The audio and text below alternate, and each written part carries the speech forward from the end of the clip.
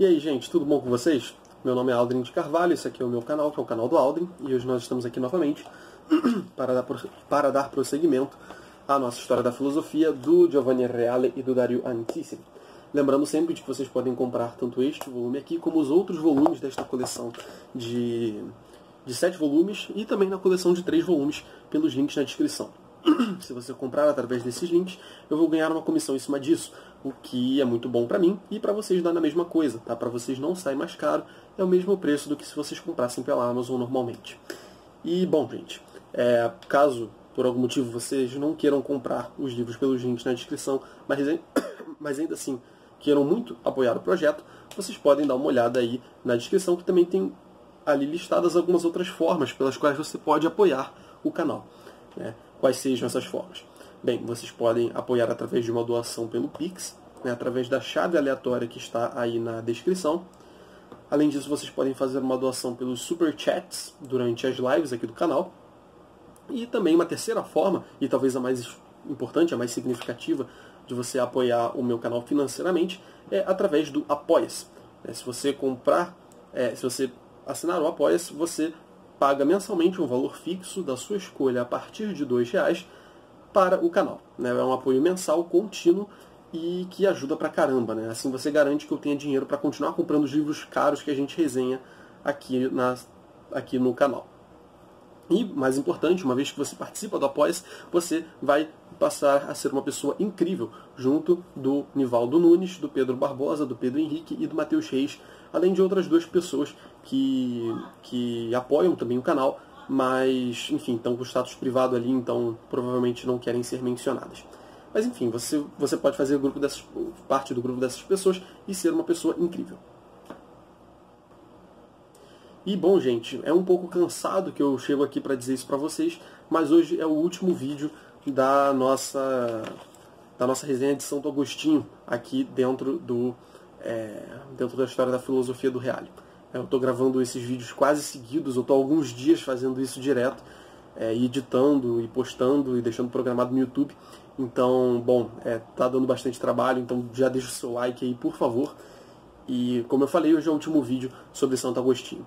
Mas Santo Agostinho aqui no canal não vai acabar por aí, né? Como eu sempre falo ao longo dos vídeos, e hoje principalmente, caso você queira se aprofundar mais em Santo Agostinho, dá uma olhada no meu canal numa playlist chamada Sexta Patrística. É uma playlist em que eu e o meu amigo Marcelo, do canal Resenha Forense, resenhamos toda sexta-feira, ao vivo aqui no YouTube, às vezes no meu canal, às vezes no canal dele, os volumes verdinhos da coleção patrística da Paulus.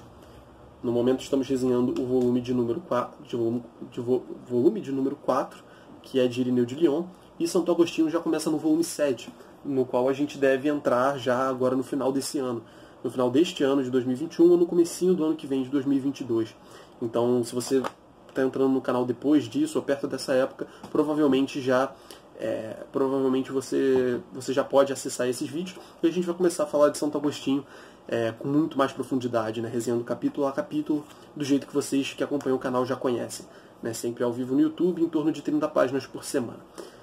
Bom, então fica esse convite, né, uma vez que a gente finaliza Santo Agostinho aqui, neste dia de hoje, com um tema que, como eu falei já no último vídeo, parece que recapitula várias das coisas que foram trazidas ao longo da nossa exposição e articula cada uma delas dentro desse tema mais global, que é o amor.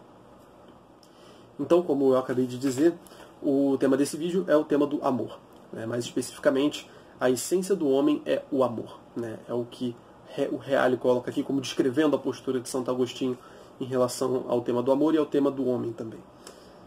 Então, como eu já falei, isso é um capítulo que, por mais que seja curto, ele traz várias noções dos outros capítulos. Então eu recomendo que você assista, apesar de que esse vídeo vai ser completamente inteligível, caso você não tenha visto os outros vídeos. Fique tranquilo. Bom, vamos para o que o Reale diz então. Ele começa falando o seguinte: de Sócrates em diante, os filósofos gregos sempre disseram que o homem bom é aquele que sabe e conhece, e que o bem e a virtude são ciência. Eu acho que em todos os vídeos até agora, praticamente, pelo menos nos últimos vídeos, eu ando explicando o que é essa noção socrática, né, que pelo menos o Reale atribui a Sócrates como sendo o começo dessa noção, né, que é essa noção de que o conhecimento em si já é o bem, né, que faz com que nós pratiquemos o bem. Então, o homem bom seria aquele que sabe e conhece. E o bem e a virtude são ciência. Então, a ciência, o conhecimento, isso já é o suficiente para que a gente possa agir bem. Os gregos eles não tinham aquela noção de vontade que é introduzida pelo cristianismo e que tem um termo muito claro no mundo latino. E Santo Agostinho faz especulações muito profundas a esse respeito, como a gente já falou nos outros vídeos. E, nesse sentido, os gregos, eles, não tendo uma noção de vontade, eles atribuíam o nosso agir, de certa forma, ao próprio conhecer. Então, uma vez em que a gente sabe o que é o bem, automaticamente a gente age de acordo com esse bem que a gente identificou. Então, não existe a possibilidade para os gregos da gente conhecer o bem e agir mal. Se a gente conhece o bem, a gente vai agir de acordo com esse bem. Mas a gente pode errar nesse processo de alcançar com a inteligência aquilo que é o bom. Pode ser que a gente identifique como bom algo que na verdade é mal, algo que seja apenas aparentemente bom. E uma vez em que a gente identifica esse aparentemente bom como sendo de fato bom, a gente age de acordo com o aparentemente bom, que na verdade é mal. Então a gente acaba fazendo coisas erradas, acaba pecando, a gente poderia dizer, acaba fazendo ações que não são boas. Mas isso se dá apenas quando a gente acha que está compreendendo bem, acha que está captando bem, e a partir desse captar o bem, pelo menos na nossa perspectiva, que a gente acha que é o bem, a gente age de acordo com esse bem. Então, a gente vai sempre agir de acordo com o que a nossa inteligência identificou como bom. Senão, a gente não estaria agindo daquele jeito. Enfim, já falei disso 500 vezes. Mas, uma vez que você faz algo, é porque você achou que aquilo era bom. É uma explicação muito boa. Se você não achasse que aquilo era bom, você não faria. Se você achasse que aquilo fosse mal em alguma medida, você não faria aquela coisa. Você faria uma outra que você identificou como boa. Então, existe essa concepção nos textos do Platão, e o Reale ele atribui isso aqui como tendo um início propriamente dito no Sócrates. E Santo Agostinho, como a gente já viu, ele vai quebrar essa concepção de que conhecer o bem é fazer o bem necessariamente, na medida em que ele introduz, como a gente já viu nos outros vídeos, a noção de vontade. Então, a partir do momento em que existe uma distância, uma diferença entre o que é a razão que capta intelectualmente o bem e o que é a vontade que busca, que almeja esse bem, a partir então desse momento que a gente vai poder falar, que a gente vai poder entender melhor essa realidade que Santo Agostinho traz tantas vezes, que é a realidade, que é a experiência de você querer alguma coisa, mas não querer uma coisa ao mesmo tempo. No momento em que você está diante da tentação, tem algo em você que quer agir de acordo com o que Deus prescreve, e tem outra parte em você que quer agir de acordo com o que a tentação está te sugerindo. Então você tem esse conflito interno que parece que há duas vontades. E esse conflito, esse tipo de experiência só pode ser enquadrada em uma concepção que leva em conta essa realidade da vontade, que é algo que Sócrates, por exemplo, não levava em conta. Então, Santo Agostinho traz essa noção da vontade, e aí essa noção do Sócrates de que o homem bom de que o homem bom é aquele que sabe e conhece, e que o bem e a virtude são ciência, acaba caindo por terra, ou acaba sendo substituída. Já que Agostinho diz, ao contrário, que o homem bom é aquele que ama aquilo que deve amar.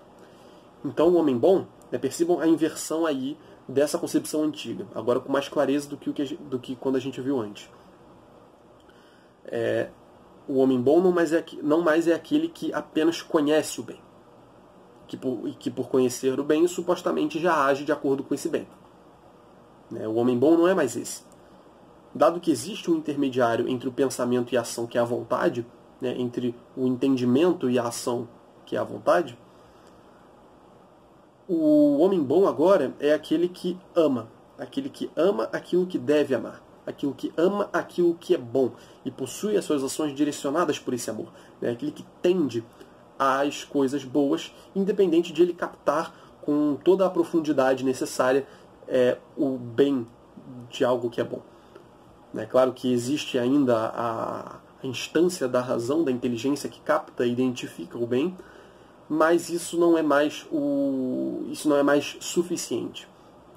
É claro que é importante a gente saber que Deus existe, que Ele é a fonte do bem, como fonte do bem, da verdade, da beleza, como Santo Agostinho anda trabalhando aqui, e como o cristianismo, de maneira geral, tende a conceber.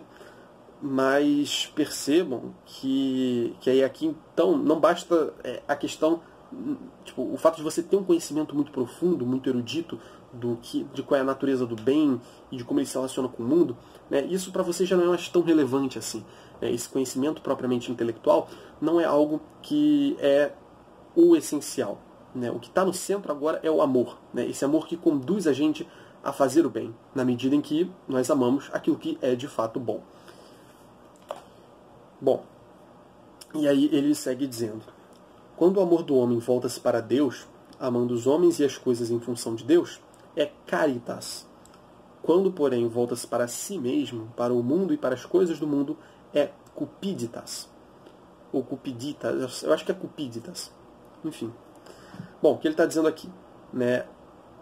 A caritas, né, a caridade, né, o amor é bom, digamos assim, quando ele é caritas, ele é caridade, quando ele volta-se para Deus. Então, quando o objeto do amor é Deus, então esse amor é um amor bom, vamos dizer assim, né? É um amor de caridade. É o caritas, né? Para usar o termo em latim que ele coloca aqui. E aí, claro, né? A partir do amor que você tem por Deus, o amor pelos homens e pelas coisas do mundo vai surgindo também. Mas sempre mantendo aquela questão da hierarquia de que a gente já cansou de falar aqui, né? Principalmente no vídeo sobre o mal. Então Deus está no topo da hierarquia e os outros bens, né, que existem também são bens, mas não são tão bons quanto Deus. Não são bens como Deus é. Deus é a fonte de todos esses bens. E a gente não pode inverter essa hierarquia. Né? Quando a gente inverte essa hierarquia, a gente peca. Né? É isso que é o pecado para Santo Agostinho. Então o amor, quando ele volta-se para Deus e consequentemente volta-se para as coisas depois, ele é caritas, ele é caridade. Ele é bom. Quando, porém, volta-se para si mesmo, para o mundo e para as coisas do mundo, né, então volta para aquilo que é finito, para aquilo que é terreno, ele é cupiditas, que eu acho que pode ser traduzido como desejo aqui. Né? Pelo menos o verbo em latim, tipo, a palavra em latim seria... eu tenho quase certeza de que é isso, né? Que ele está falando de desejo. Tanto que o Eros, né, que é o Cupido na mitologia grega, é traduzido por Cupido, né, que é aqui cupiditas, né, tem essa mesma origem no latim. Então, quando o amor está direcionado para Deus, ele é caridade. Quando ele está direcionado para as coisas finitas, ele é desejo. Ele se reduz apenas ao desejo. Amar a si mesmo e aos homens, não segundo o juízo dos homens, mas segundo o juízo de Deus, significa amar do modo justo. Então aqui ele não está dizendo para a gente deixar de amar o próximo, né? Ou deixar de amar as coisas daqui. Ele está dizendo que a gente deve amar a si mesmo e aos homens na devida medida, né? Segundo o juízo não segundo o juízo dos homens, como ele põe aqui, mas segundo o juízo de Deus. Então olhar para Deus, amar a Deus, e a partir de Deus a gente tem um critério para amar essas coisas daqui de baixo. Aqui, até trazendo essa noção de critério, remetendo ao capítulo aqui do livro em que a gente fala sobre o conhecimento em Santo Agostinho, né? Que ele vê em Deus, que é a suma verdade, o critério para julgar tudo que está abaixo dela, né? Inclusive a si próprio. Então, é muito interessante essa noção aplicada também ao amor. Então a gente olha para Deus, olhando para Deus, né? Amando Deus, a gente ganha uma noção hierárquica devida das coisas, né? A gente vê que Deus é o sumo bem, aquilo que é mais desejável, aquilo que é mais amável, e abaixo disso a gente vê as outras coisas, que têm dignidade na medida em que conduzem a Deus, né? Que são boas, mas não são tão boas quanto Deus, né? Não são o sumo bem. Este apenas é Deus. Então, a gente deve amar os homens, mas de acordo com o juízo de Deus, né? Na medida certa, colocando Deus acima de tudo. Agostinho apresenta também um critério para o amor, com a distinção entre o uti e o frui. Então, esses dois conceitos de uti e de frui, né, de usufruir e de utilidade, né, de ser útil, de usar e de fruir, essas noções elas dão uma luz para a gente entender essa relação aqui do amor, né? Ele fala que eles são um critério para o amor. Os bens finitos, eles devem ser usados como meios, né? Então o uti ele se aplica aos bens finitos, às coisas boas que tem no mundo. Aos bens particulares, a gente poderia dizer. Os bens finitos eles devem ser usados. Eles têm uma função de utilidade como meios e não podem ser transformados em objeto de fruição. Eles não podem ser fruídos, né? Nem deleitados como se fossem fins. Então o fim é aquilo que é fonte da fruição, fonte do deleite, né? E a gente se deleita dos meios na medida em que eles nos levam a alcançar esse fim, que no caso aqui é identificado com Deus. Então, a gente não pode trocar a ordem dessas coisas, colocar a fonte da nossa fruição e do nosso deleite nas coisas que deveriam ser meios, né, que deveriam ser úteis, e das quais a gente deveria gozar apenas na medida em que nos aproximam de Deus, tendo essa fruição vinda de Deus em última instância. E assim, a virtude do homem, né, a excelência do homem, o que o homem melhor pode fazer, segundo a própria natureza, que os filósofos gregos haviam determinado em função do conhecimento, dentro de todo aquele raciocínio que a gente já traçou neste vídeo e nos anteriores, a virtude então é recalibrada por Agostinho em função do amor.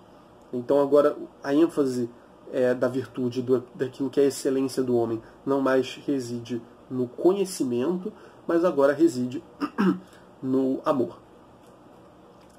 A virtus é a ordo amoris, né? É a ordem do amor. A virtude é a ordem do amor.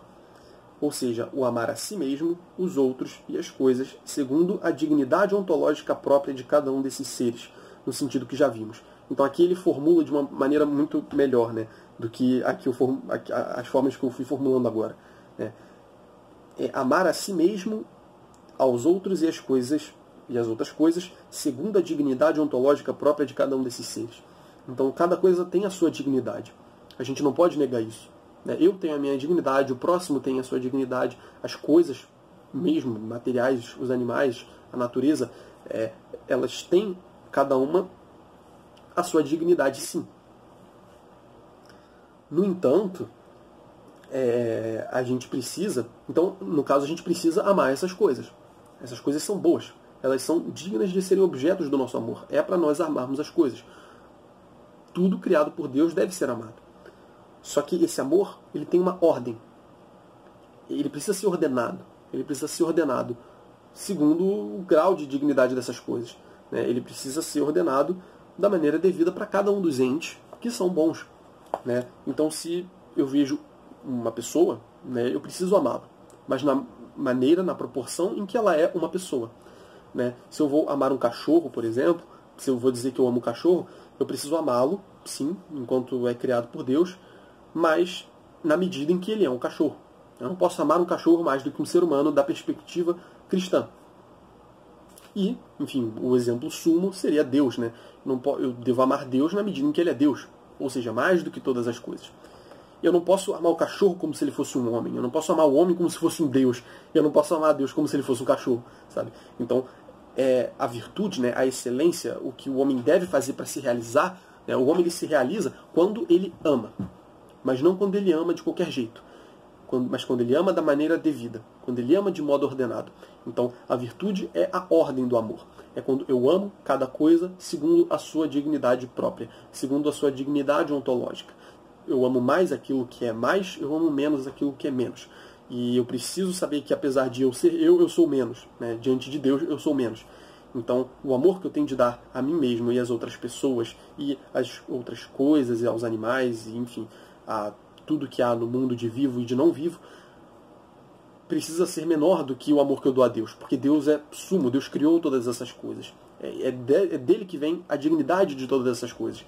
Então, o amor que eu tenho de dar a essas coisas também tem de vir do amor que eu dou a Deus. Então, eu dou amor a Deus, consequentemente, eu dou amor às coisas que Ele criou, né? Exatamente porque Ele criou essas coisas com amor. E é Ele que confere a dignidade, né? Ele, como fonte de nobreza de tudo que é bom, Ele torna as coisas boas simplesmente pelo fato de as criar, né? Deus não cria nada de mal. A gente já falou disso também no vídeo do mal. E aqui no canal esse tema é referido várias vezes. Mas então, ser virtuoso é amar de forma ordenada, de forma devida, de forma proporcional. A virtude, portanto, é a ordem do amor. E ele comenta aqui que o próprio conhecimento da verdade e da luz que ilumina a mente é expresso por Agostinho em termos de amor. Então aqui ele faz de novo a ponte com aquele vídeo em que a gente fala do conhecimento, né, de como se dá o conhecimento para Santo Agostinho.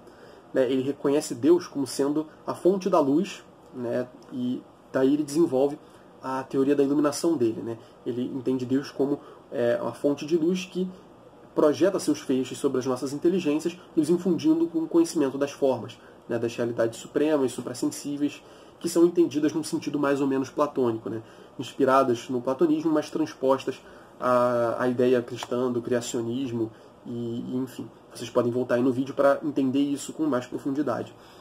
Mas quando ele, então, olha para dentro de si e vê que há uma verdade, né, suprema, superior, que é fonte e critério para as outras verdades, para que as outras coisas sejam julgadas, ele também coloca isso em termos de amor, o que é muito interessante. Ele fala aqui que quem conhece a verdade, conhece tal luz. E quem conhece essa luz, conhece a eternidade. E ele fala, o amor é aquilo que conhece. Né? Então, olha que interessante, né? Ele fazendo uma associação entre o conhecimento e o amor também.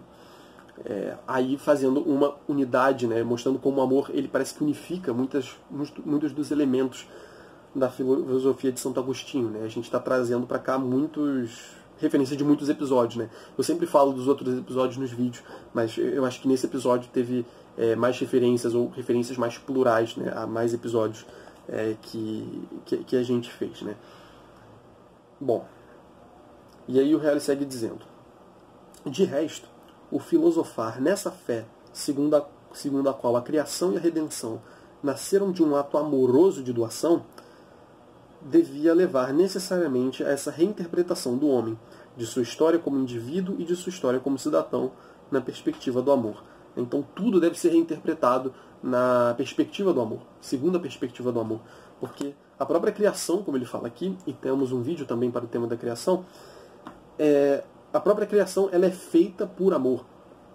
E os homens são redimidos por amor. Então é claro que o homem, dentro do cristianismo, assim, é claro que o tema do amor vai ter uma centralidade dentro do cristianismo. E quando a gente for olhar para o homem, que é um ser que ama, ele precisa levar todas essas coisas em consideração. Essas coisas não existem isoladas. O amor parece que perpassa todos esses aspectos da realidade, e parece que o homem ele tem um papel de amar tudo isso que é criado, tudo isso que é feito por Deus. O conhecimento, as coisas propriamente ditas. E, enfim, ele deve amar a tudo, só que amar a tudo na medida devida, né? Como a gente está vendo aqui. Né? É amar com ordem, é ser virtuoso. E ele fala que essa frase lapidar resume a mensagem agostiniana, à guisa de sinal emblemático. Pondus meum amor meus. O meu peso está no meu amor. Então o meu valor está no meu amor. A consistência do homem é dada pelo peso de seu amor. Assim como pelo seu amor determina-se o seu destino terreno e ultraterreno. Nessa perspectiva, pode-se compreender muito bem a exortação conclusiva de Santo Agostinho. Ama et fac quod vis. Ama e faça o que queres, né? E faças o que quiser. Então, olha que interessante, né? Ama e faz o que quiser. Eu não sei se você lembra, se vocês se lembram no vídeo em que falamos sobre a questão do pecado, da liberdade, da graça e da vontade. Aí aqui acho que fechando, acho que agora sim a gente fez referência a todos os temas de todos os vídeos. Mas, então, nesse episódio a gente fala um pouco sobre a realidade do pecado e de por que a graça é necessária, né, para a nossa salvação. A gente não pode nós mesmos nos salvarmos, porque a nossa vontade ela é deturpada, né? Ela não está de acordo com o que a nossa inteligência capta da realidade que é o bem. Então Deus, uma vez que a gente sabe que Deus é bom, não necessariamente a gente age de acordo com Deus. Quem é religioso, como eu sempre digo, consegue ter essa perspectiva muito melhor. Caso você não seja religioso, isso acontece em situações seculares, vamos dizer assim, né? Cotidianas que não tem necessariamente a ver com Deus. Você tem algum valor, você tem algum objetivo, e você sabe que aquilo é bom para você em absoluto. Seja, sei lá, uma dieta que você está fazendo, algum cuidado que você está tendo com a tua saúde, ou com alguma outra pessoa. Mas você, num certo momento, você se vê dividido. Algo teu vai naquela direção e algo teu vai numa outra direção. E por isso não dá. Né? Existe esse descompasso entre o que você sabe que é bom e o que você faz de bom. Exatamente por causa dessa distinção que Santo Agostinho já fez entre a razão e a vontade. Né? São duas faculdades distintas, como a gente já falou aqui. E o mero fato da gente separar essas duas faculdades já torna as duas operações relativamente independentes, como o Reale diz. Apesar de, obviamente, elas estarem linkadas, elas estarem relacionadas. Mas como existe essa discrepância, numa certa medida, não dá pra gente achar que não dá pra gente achar que nós mesmos conseguimos nos salvar. Porque mesmo que Deus se revele e fale, olha, faça isso, a gente não necessariamente vai conseguir fazer. Porque o homem tem em si esses conflitos. Ele tem essa distância entre a razão dele e a vontade dele. Então é necessária a ação da graça ali no homem para poder salvá-lo, para poder redimi-lo, para poder dar coerência ali para a ação dele. E aí, nesse contexto, a gente interpreta esse ama et fac quod vis, né? Esse ama e faças o que quiseres, que está na segunda pessoa aqui, né? Ame e faça o que quiser. A gente pode colocar assim, é como o Reale traduz aqui, né? Ame e faça o que quiser. Então, se você amar, né, ou seja, o que é amar? É a virtude, né? É amar da maneira devida. Né? Quando ele fala em amar aqui, ele não está falando, ama qualquer coisa aí, né? Eu amo tal coisa, logo aquela coisa é boa. Não é disso que ele está falando. Ama de maneira ordenada, como a gente já falou. Né? Ama as coisas melhores mais e ama menos as coisas menores. Ama Deus acima de tudo e faça o que quiseres. Né? Porque o amor, ele... É claro, a relação com a inteligência é claro que tem, mas vocês percebem que o Reale anda situando aqui o amor mais na esfera da vontade do que da inteligência. Então, se você educar a tua vontade para amar aquelas coisas que são de verdade boas, que são verdadeiramente boas, né, se a tua vontade ela ama Deus acima de tudo mesmo, você pode fazer o que você quiser. Porque você só vai querer coisas boas. Você só vai querer coisas de acordo com a natureza daquele bem que você ama. Então, se você ama Deus, você só vai querer agradar a Deus. Então, se você ama da maneira devida, você só vai querer fazer coisas da maneira devida. Então, você pode fazer o que você quiser, porque você não vai querer fazer nada errado. Então, é muito interessante isso. Né? Então, o tema do amor acaba abarcando tudo isso, abraçando todas essas noções que Santo Agostinho traz e acaba resolvendo tudo isso, recapitulando tudo isso que a gente viu até agora. E é claro que se alguma coisa aqui nesse vídeo ficou confusa para você, eu peço que você volte nos outros vídeos, no ponto em que não tenha ficado claro, e assista. Porque todas essas noções que eu trouxe de hierarquia, dos bens e do mal e da vontade, tudo isso eu trouxe de outros vídeos. Então, talvez não tenha ficado 100% inteligível ou da maneira mais profunda possível. Mas então fica aqui o convite, né? Volte aí nos vídeos e dê uma olhada. Mas enfim, então essa é a mensagem que Santo Agostinho deixa no final, recapitulando tudo isso que a gente viu até agora. Ama et fac quod vis. Né? Ama e faça o que quiser. E bom, gente, é dessa forma que eu finalizo então esse momento aqui gigantesco de 11 vídeos sobre Santo Agostinho, todos que eu gravei aí no intervalo de 4 diazinhos, e eu estou absolutamente cansado, então é isso aí, mas valeu a pena pra caramba. Fechar com esse capítulo do amor é muito legal, cara. Sério, comprem o livro, na moral. Se não quiser comprar pela descrição, eu acho um vacilo enorme, mas pode comprar pela Amazon direto mesmo. Compre o livro. E esse finalzinho aqui é muito interessante. Dá uma visão legal do que é o amor em Santo Agostinho. E eu volto aqui a dizer, tá? Isso aqui está dito de uma maneira muito simples. E eu também não tenho eu não tenho a formação latina que Santo Agostinho teve, né? Então eu não tenho capacidade de trazer isso para cá com todo o amor que ele traz. Mas talvez eu possa fazer isso um pouco melhor por vocês na Sexta Patrística. Quando a gente for resenhar as Confissões, quando a gente for resenhar o Tratado da Trindade, do Livre-Arbítrio, enfim, todas as obras de Santo Agostinho que tem na coleção patrística da Paulus. Então fica aqui o convite pela última vez. Pela última vez eu faço esse convite porque a gente está finalizando Santo Agostinho, e não apenas finalizando Santo Agostinho, mas a gente está entrando agora na escolástica. Nos últimos vídeos antes de Santo Agostinho, a gente falou de vários autores que foram até depois de Santo Agostinho, e agora voltamos para nos reter mais a ele.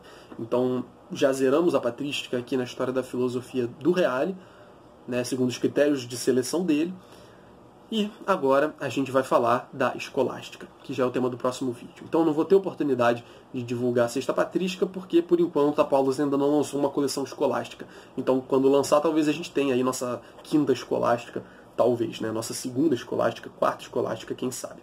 Mas enfim, dado que isso não existe ainda, enrolei demais, o vídeo cortou no meio. Mas enfim, compre os livros pelos links na descrição.